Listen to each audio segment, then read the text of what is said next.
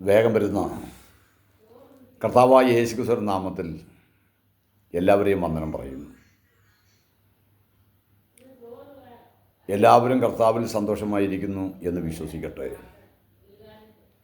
ദൈവവചന നമ്മോട് പറയുന്നത് നമ്മളെപ്പോഴും സുഖമായും ഇരിക്കണം.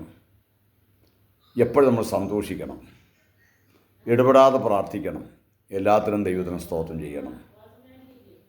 അപ്പോസ്തലനായ പൗലോസ് കാലത്ത് കിടക്കുമ്പോഴും ഫിലിപ്പിയുള്ള സഭയോട് ആവർത്തിച്ച് പറയുന്നത്, ഒടുവിൽ നിങ്ങൾ സന്തോഷിപ്പീൻ, കർത്താവിൽ സന്തോഷിക്കുപ്പീൻ, നിങ്ങളുടെ സന്തോഷം എപ്പോഴും പൂർണ്ണമായി തീരണം. ഇതെല്ലാം ജനത്തോട് പറയാൻ കാരണം, ദുഃഖിപ്പിക്കുന്ന അനേക അനുഭവം നമ്മുടെ ജീവിതത്തിൽ കടന്നു വരും. നിരാശപ്പെടുത്തുന്ന, ഭാരപ്പെടുത്തുന്ന, കഷ്ടത കടന്നു വരുന്ന അനേക വിഷയങ്ങൾ നമ്മുടെ ജീവിതത്തിൽ കടന്നു വരുമ്പോൾ ഇതിൽ എങ്ങനെ സന്തോഷിക്കാനായിട്ട് കഴിയും എന്ന് പലരും ചിന്തിക്കും. അപ്പോൾ സന്തോഷിക്കണമെങ്കിൽ ഒരു ദൈവത്തിൻ്റെ സമാധാനം നമ്മുടെ ഉള്ളിൽ വേണം. സമാധാനം എല്ലാവർക്കും ദൈവം നൽകുമാറാകട്ടെ.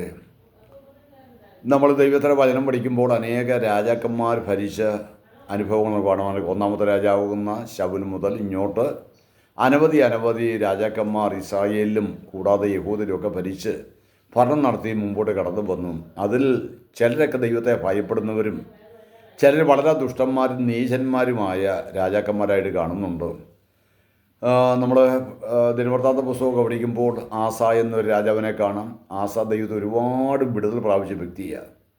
ശത്രുവിൻ്റെ കാര്യങ്ങളൊക്കെ വിടുതൽ പ്രാപിച്ചു, വളരെ നന്മകൾ പ്രാപിച്ചു, ദൈവം തന്നെ സഹായിച്ചു, രോഗത്തിനുള്ള വിടുതൽ നൽകി. ഇതെല്ലാം പ്രാപിച്ചു കഴിഞ്ഞിട്ടും ആസയുടെ അവസാന സമയമൊക്കെ വരുമ്പോൾ താൻ കുറേ പരാജയപ്പെടുന്നതായി വായിക്കുന്നു. അദ്ദേഹത്തിൻ്റെ മകനാണ് യഹോശാഫാത്ത് എന്ന് പറയുന്ന രാജാവ്. യഹോശാഫാത്തിനെ കുറിച്ച് വായിക്കുന്നൊരു വാക്യമുണ്ട്. യഹോശാഫാത്ത് ദാവീദിൻ്റെ വഴിയിൽ നടന്ന് ദൈവത്തിന് പ്രസാദമുള്ള ചെയ്തു.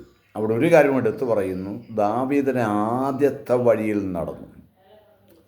അപ്പോൾ ഒരു മനുഷ്യൻ്റെ വഴി എപ്പോഴും ഒരുപോലെ ആയിരിക്കണം നിയമമില്ല. ചിലപ്പോൾ നമ്മുടെ വഴി ആരംഭകാലത്ത് അല്പം പരാജയത്തിലൂടെ കടന്നു പോയേക്കാം. എന്നാൽ ആരംഭത്തിൽ അവസാനം പറയും ദൈവം നമ്മളെ നോക്കുന്നത് ആരംഭം എങ്ങനെയോ അതുപോലെ അവസാനമായിരിക്കണമെന്നാണ്. ദാവീദ് രാജാവ് നടന്ന ദൈവത്തെ പ്രസാദിപ്പിച്ച് ആദ്യത്തെ വഴിയിൽ അദ്ദേഹം നടന്നു. അതുകൊണ്ട് ഒരുപാട് അനുഗ്രഹങ്ങൾ ദൈവൻ്റെ കൂടെ ഇരുന്നു, രാജ്യത്വം ഉറപ്പിച്ചു, അവനെ ബലപ്പെടുത്തി, ധനവും മാനവും ദൈവം നൽകി. എന്തെല്ലാം ഉയർച്ചകൾ തൻ്റെ ജീവിതത്തിൽ ലഭിക്കാമോ അതെല്ലാം ദൈവം നൽകിയെന്ന് വായിക്കുന്നു. അപ്പോൾ പറഞ്ഞതിൻ്റെ അർത്ഥം എന്തെന്ന് ചോദിച്ചാൽ, ഒരു മനുഷ്യൻ്റെ ആദ്യത്തെ വഴി എന്ന് പറഞ്ഞ വഴിയുണ്ട്. ആ വഴി ഏതാണ്?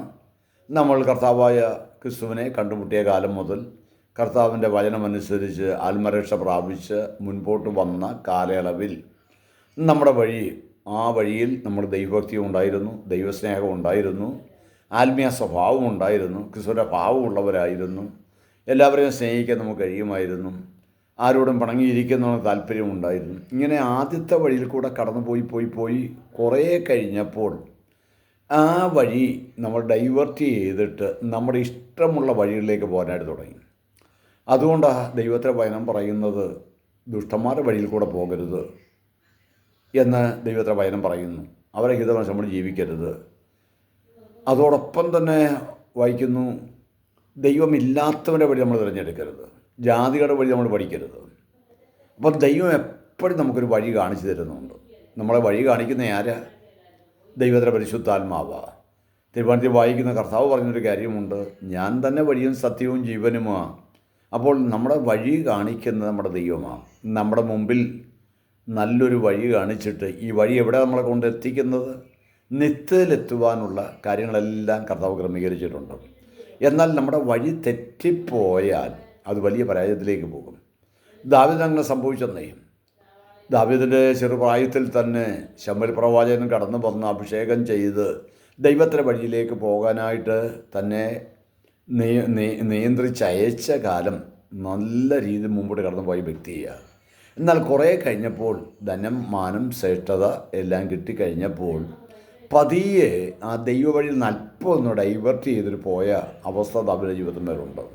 അതുകൊണ്ട് സംഭവിച്ചൊരു കാര്യമാണ്, താൻ 6-ാം കൽപ്പനയും 7-ാം കൽപ്പനയും ഒക്കെ ലംഘിച്ച് മുൻപോട്ട് ജീവിച്ചു. അതിൻ്റെ ഒരുപാട് കയ്പുനീര് തൻ്റെ ജീവിതത്തിൽ കുടിക്കേണ്ടി വന്നു. എപ്പോഴും ദൈവമക്കൾ ഓർക്കണം, സത്യത്തിൻ്റെ പരിജ്ഞാനം ലഭിച്ച ശേഷം നാം മനഃപൂർവ്വമായി പാപം ചെയ്ത് പോയാൽ ആ ജീവിതത്തിൽ കുറേ കഷ്ടങ്ങളും ദുരിതങ്ങളും കയറി വന്നെന്നിരിക്കും. കാരണം അറിയായ്മയുടെ കാലമല്ല അത്. നമ്മൾ അറിഞ്ഞു, ദൈവവഴി എന്തെന്നറിഞ്ഞു, ദൈവപ്രമാണം അനുസരിക്കേണ്ട കാര്യം നമുക്കറിയാം.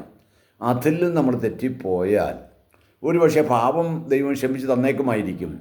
പക്ഷേ അതിൻ്റെ ശിക്ഷ നമ്മൾ ഈ ഭൂമിയിലായിരിക്കുമ്പോൾ ജഡത്തിൽ ചിലപ്പോഴും അനുഭവിക്കേണ്ടി വരും.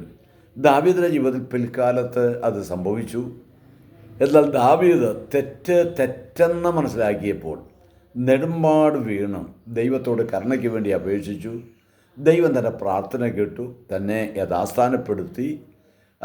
ദൈവത്തിന് ഹിതമുള്ള, ദൈവപ്രസാദമുള്ള, എൻ്റെ ഇഷ്ടമെല്ലാം ചെയ്യുന്ന, എൻ്റെ ആലോചനകൾ ശുശ്രൂഷിക്കുന്ന ഒരു വ്യക്തിയാക്കി ദാവീദിനെ പിന്നത്തേൽ മാറ്റി.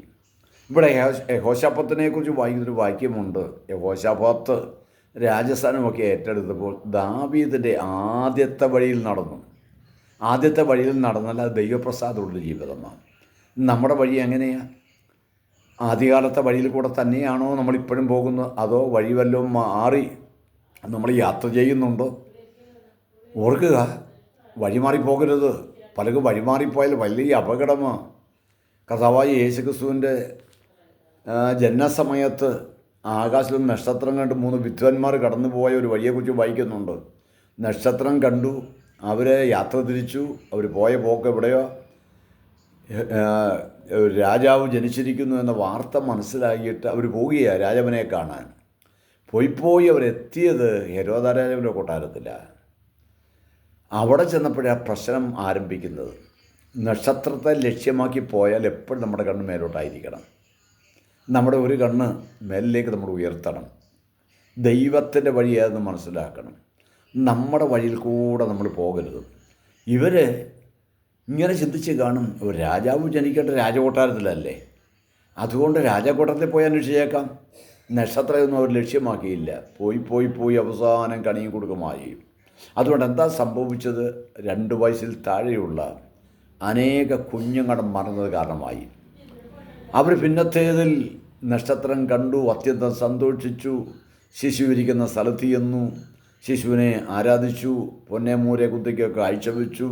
വേറെ വഴിയായി മടങ്ങിപ്പോയി എന്നെഴുതുന്നുണ്ട്. അപ്പോൾ വന്ന വഴി അല്പം തെറ്റിയത് കൊണ്ട് ഉണ്ടായ പരിണിത ഫലം അവർക്ക് ദുരിതമായി. അനേക കുടുംബത്തിലിത് കണ്ടതിൻ്റെ വഴിയായി. നമ്മുടെ ജീവിതത്തിൻ്റെ വഴി വളരെ ശ്രദ്ധിക്കുക. സ്വർഗത്തിലെത്താൻ ഭൂമിയിൽ ഒരു വഴിയേ ഉള്ളൂ, അത് യേശുക്രിസ്തു മാത്രമാണ്. അനവധി വഴിയിൽ കൂടെയാണ് നിങ്ങൾ പോകുന്നതെങ്കിൽ അവിടുന്ന് മാറി യഥാർത്ഥമായ വഴിയിലേക്ക് വന്ന് കർത്താവിനെ അനുസരിച്ച് ജീവിക്കാൻ ഇന്ന് രാവിലെ ഈ പ്രബോധനം ഞാൻ നിങ്ങളെ ഓർമ്മപ്പെടുത്തുകയാണ്. യഹോശാഫാത്ത് ധനവും മാനവും ശ്രേഷ്ഠതയൊക്കെ പ്രാപിച്ചു എന്നൊക്കെ വായിക്കുന്നു. എന്നാൽ പലപ്പോഴും തനിക്ക് തെറ്റുപറ്റിയിട്ടുണ്ട്. ദുഷ്ടനായ ആഹാബിൻ്റെ കൂടെ ഒരു ബന്ധം കൂടിയത് തൻ്റെ ജീവിതത്തിലെ ഏറ്റവും പരാജയമായി കാണുന്നു. നമ്മൾ ദൈവഹിതമില്ലാത്ത വ്യക്തിയോട് ബന്ധം കൂടരുത്. അവിശ്വാസിയോട് ഇണയില്ലാപ്പണ കൂടരുത്. എല്ലാ കാര്യത്തിലും എപ്പോഴും വിശുദ്ധി നമ്മൾ പാലിക്കണം. ഒരു വേർപാടുണ്ടായിരിക്കണം. ദൈവഹിതമില്ലാത്തൊരു വഴിയിൽ കൂടെ നമ്മൾ പോയാൽ അത് വലിയ നാശം കൊണ്ടെത്തിക്കും. അങ്ങനെ വരാതിരിക്കാൻ യഹോശാഫാത്തിൻ്റെ ജീവിതം നമുക്കൊരു അനുഭവപാഠമായിരിക്കട്ടെ. ഇന്ന് രാവിലെ ഈ ദൈവം ശ്രദ്ധിക്കുന്ന എല്ലാവരെയും ഞാൻ ഓർത്ത ദൈവത്തെ സ്തുതിക്കുകയും നിങ്ങൾ നമ്മളെ വഴി കാണിക്കുന്ന ദൈവവചനമാകുന്ന ഈ പ്രമാണം വായിച്ച് മനസ്സിലാക്കി ദൈവവഴിയിൽ കൂടെ തന്നെ പോകാൻ സർവശക്തൻ കൃപ നൽകട്ടെ എന്ന് പ്രാർത്ഥിക്കുകയും ചെയ്യുന്നു. നല്ല കർത്താവെ, എല്ലാവരെയും ഓർത്ത് സ്തോത്രം ചെയ്യുന്നു. എല്ലാവരെയും അനുഗ്രഹിക്കണം. ദൈവവഴിയിൽ കൂടെ പോകാനായിട്ട് എല്ലാവർക്കും ദൈവകൃപ നൽകണം സമർപ്പിക്കുന്നു. യേശുക്രിസ്തുവിന്റെ നാമത്തിൽ തന്നെ ആമേൻ. Thank you Jesus. സ്തോത്രം.